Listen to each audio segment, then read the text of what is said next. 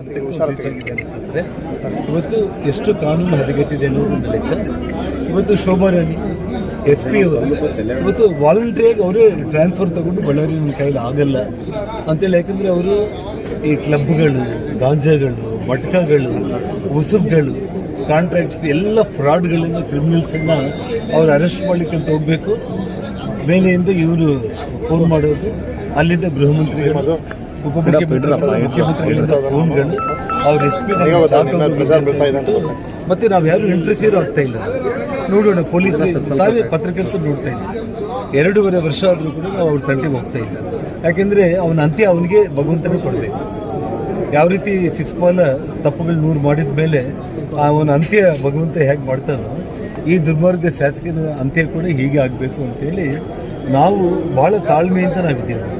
ಇವತ್ತು ಮನೆಯವರೆಗೆ ಬಂದು ನನ್ನ ಮೇಲೇ ಇವತ್ತು ನಾನು ಕಾರ್ ಇಲ್ಲಿದ ತಕ್ಷಣ ಫೈರಿಂಗ್ ಸ್ಟಾರ್ಟ್ ಆಯಿತು. ಇವತ್ತು ಫೈರಿಂಗ್ ಶುರು ಆಯಿತು.